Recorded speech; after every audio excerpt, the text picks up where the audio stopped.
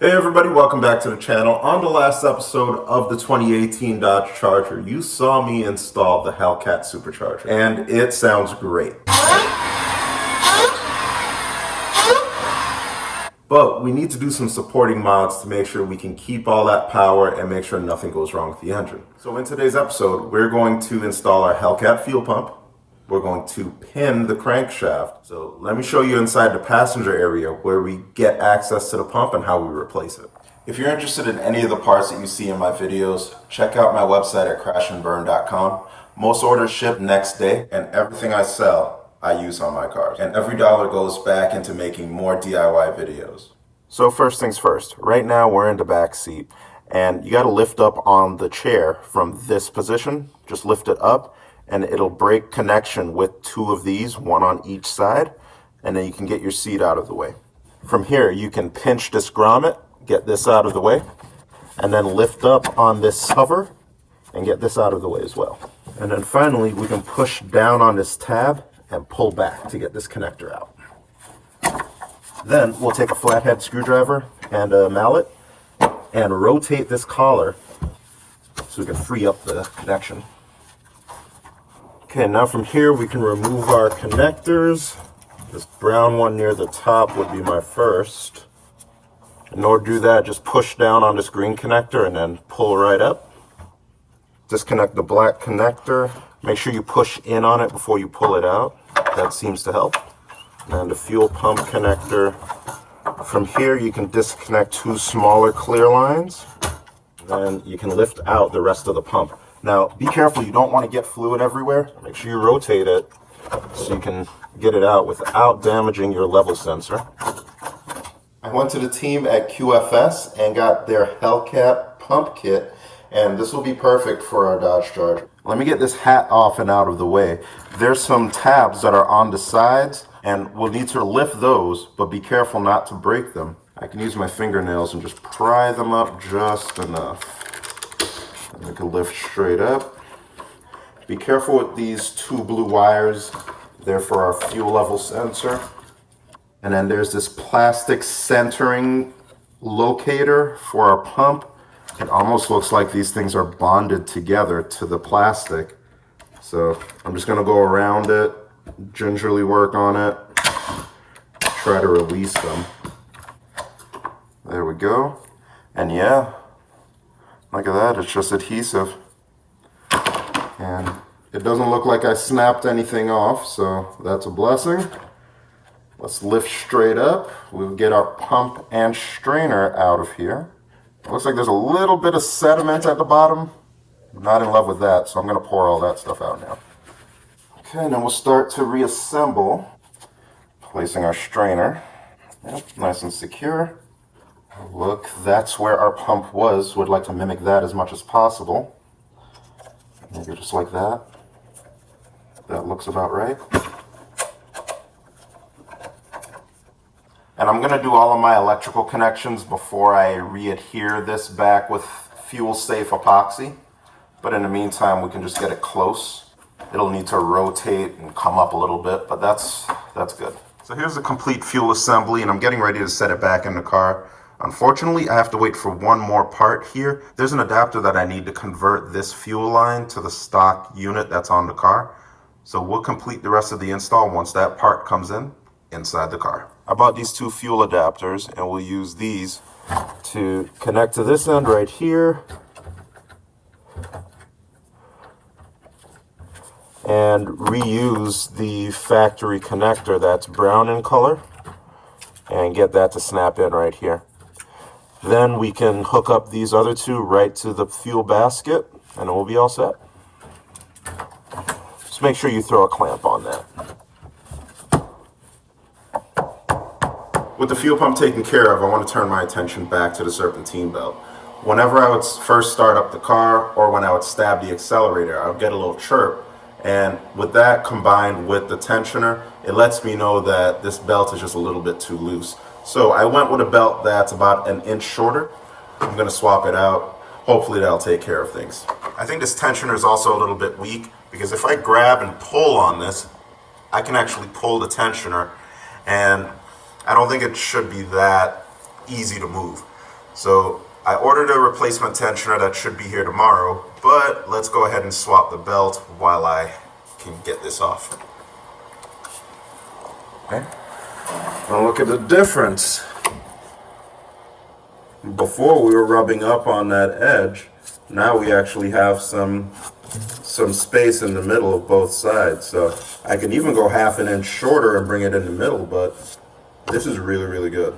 I'm happy with this. Also, I didn't like the way the belt was lining up when it was on the furthest forward rib. So I moved it back one, and that seems to be a lot better with the alignment of the rest of the pulleys. So I'll leave it there for now, but I'll continue to monitor it. I'm glad I'm shaking it down on this $10 belt before I put on a $30 green one. Most harmonic balancers today are pressed on to the crankshaft, and that can create a big problem when it comes time to supercharge your ride. So all the manufacturers of supercharger kits recommend that you pin your crank in order to make sure that the harmonic balancer doesn't spin on the crankshaft. So for this, I went to Supercharger and picked up their crank pinning kit for the HEMI.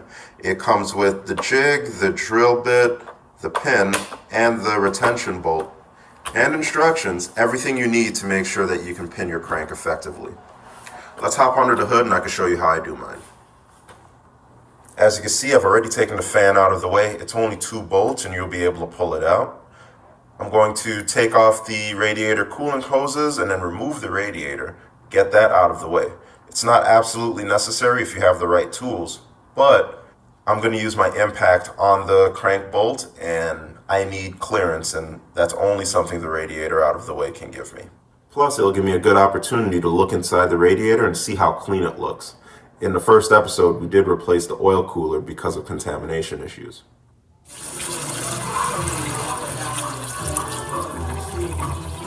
Underneath the car, you need to come over to this radiator retention bracket. You'll see that there are 2 13mm bolts on this side. Same thing on the driver's side. We'll drop that, and then we'll get more clearance to get the radiator separated from the condenser, and we can get our radiator out completely.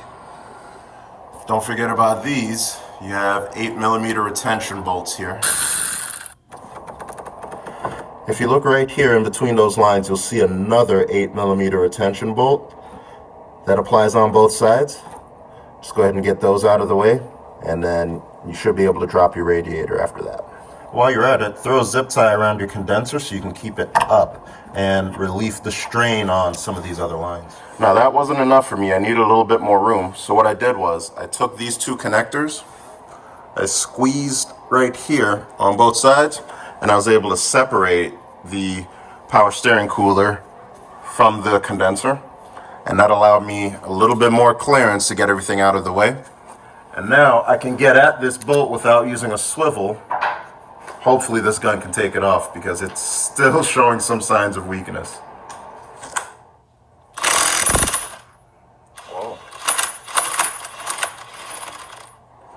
Okay, and that's what it looks like on the inside. We're going to attach our jig and then find a spot that we need to drill. Make it nice and flush. Then I'll come back with the bolts supplied in the kit, torque it down, not to a specific torque spec, just to make sure that this jig doesn't move afterwards. So I've got my drill bit measured out 1 5/8 of an inch. As you can see here, it's important to have that set because that's the depth that the pin will go in past the jig tool. The pin is 3/4 of an inch long. Then along with that, I have my impact and everything else that I need. So let's get back underneath the car and finish up.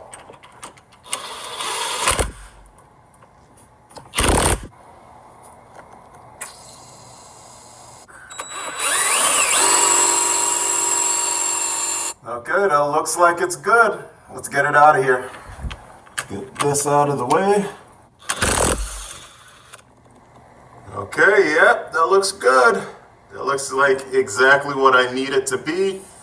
Let me clean up the edges a little bit, and then we can get our pin in there. Here's my dowel pin. Take note that the end leading here is tapered a bit, so it's going to make it easier for you to get it into the hole. And that's it right there. I'm going to tap it in a little bit more. It does not need much persuasion. It's going in there really easily. And that's what it should look like. I'm going to replace that center bolt and button back up the installation. And as much as I would love to keep the sleeper look and use this base model hood, this is as far as it goes. So I'm going to have to opt for at least the 392 hood. If I can find a Hellcat hood, whatever comes up sooner. I actually like the look of the single scoop without the air vents, but I know it may help with heat dissipation and all, so I'm not leaning one way or another. It's honestly what the best deal is.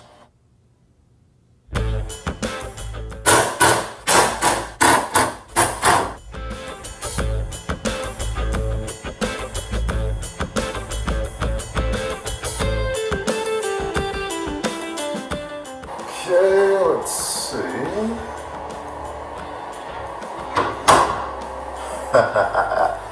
Yeah, the gaps look good on this one. And yeah, it'll close, so very happy with that. Only problem is it's the wrong color. The very next thing we have to do with this is tuning, and it starts with the wideband. I'm going to lift up the car, and then I'm going to screw in one of my AEM wideband kits just so we can get some information on how this thing is running. And this is going to be a really helpful tool in determining how rich and how lean the car is running at any given speed.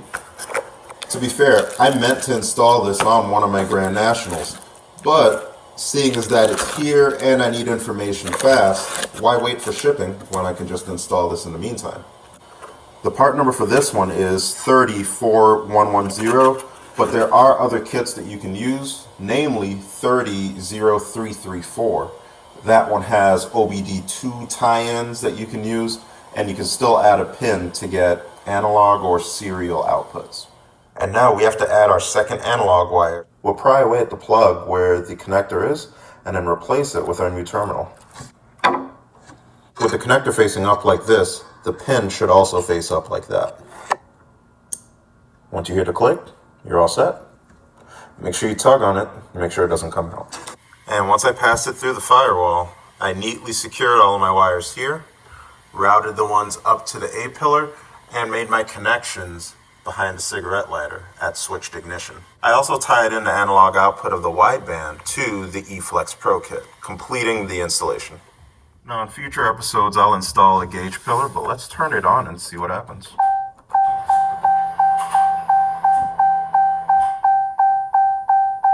Perfect. So everything works well, just the way it's supposed to. When I turn the ignition off, it goes off. And we are all ready to start tuning.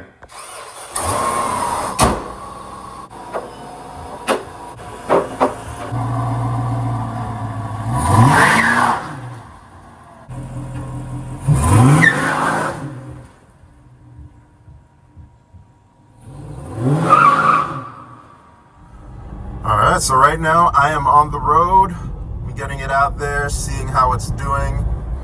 So I'm letting the E-Flex Pro Kit do its thing, and I'm monitoring my air-fuel ratio and my boost. So I'm making sure that everything is safe. We're going to put some more miles on it. It's going to be a little bit boring, especially since it's at night, but I'll keep you guys in the loop on anything else. Alright, so we're back, and we've gotten green check marks all around, which is great news. The RPM max value was the one that I was struggling with the most, and that's only because I didn't want to put the foot to the floor, but I've been looking at my ECM data, and my short and long-term fuel trims are negative, which means that the engine would be running rich, but the ECM is adjusting fuel based off of what it's seeing from the oxygen sensors. That's mainly because we're running Hellcat injectors on here. So this is one major step in trying to dial in the fuel on it. Let's move on to the next step. Alright, so it is the next day. We've gotten the charger out. The hood looks great. Now that you can see it in the light, all the gaps look great.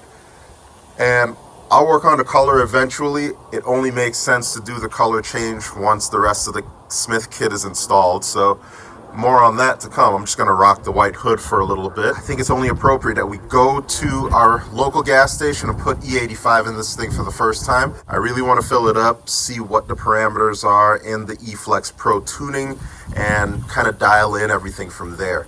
Alright, so we're getting ready to go on our first test drive. We need to get over to the E85 station. I don't have a lot of gas, so I may stop at my first gas station that's closest to me, just so I can put a little bit more gas in the tank to feel comfortable. I got everything loaded up on my eFlex Pro kit. I got OBD2 enabled via my OBD-MX kit. So now I have vehicle diagnostics. I'm running short and long-term fuel trims so I can make sure everything is safe on our way there. I'm going to turn on data logging so I can watch everything that happened. And I'm closely monitoring my air-fuel ratio gauge up at the top. Alright, so we are on the road. I'm going 60 miles an hour. Things are still looking really good. I'm not gassing it up too much because I want to get to the station safely and in one piece. And I want to make sure that the engine and all that is still safe and happy and healthy. So maybe once I dial in the tune a little bit more, I can kind of stomp on the accelerator and see what kind of power this thing can generate. But until then, it's just nice to see that I'm driving, doing very well. When I apply power, my gauges are reading good, I'm getting good numbers. So I'm feeling pretty confident in what we've had so far. Alright, so here it is, E85 for the very first time. The rest of the test drive went well, but with two exceptions. First, the maximum fuel correction the eFlex tuner allows could only bring the fuel trims down from -66 down to -37. Ideally, we need to be within the ±3 range. I emailed the eFlex support team to see if there's any possible way to increase my adjustability. They replied quickly, letting me know that the modifications that I made to the car are just beyond the capabilities of the eFlex tuner. This is not a knock on the eFlex kit. I fully intend to use their software later, but I have to use HP tuners to set a solid tune for 93 octane first, and then I can use the eFlex tuner for E85. I knew it was a long shot to go about it this way, but somebody's got to try, right? And the second exception, I wired up a way to control the boost actuator, and in low boost conditions, I can feel the power and I can see that it's generating low PSI. But the computer cannot account for more, so it cuts throttle at high RPM. Unfortunately, there's not going to be a fix for that without stepping up into a dedicated tuning software like HP Tuners. That way I can scale for a 2 to 3 bar map and make some additional adjustments there. Overall, I call this a success. I've got the car running and driving. The Hellcat whine is addictive, and once we get it tuned, it'll only get better. In part 3, we'll cover the supercharger cooling, wiring up the Hellcat map sensor and the IAT, as well as boost control. Part 3 is going to take some time because I still have to wait on some parts. I have to ship out my PCM to get it unlocked, and it's just going to take a little bit of time. I can't just sit around and wait though, so I made some appearance mods on the charger. Let me know what you think. Leave a note in the comments. Let me know how I did. Let me know what you're looking forward to next, and I will talk to you all soon. Thanks for watching.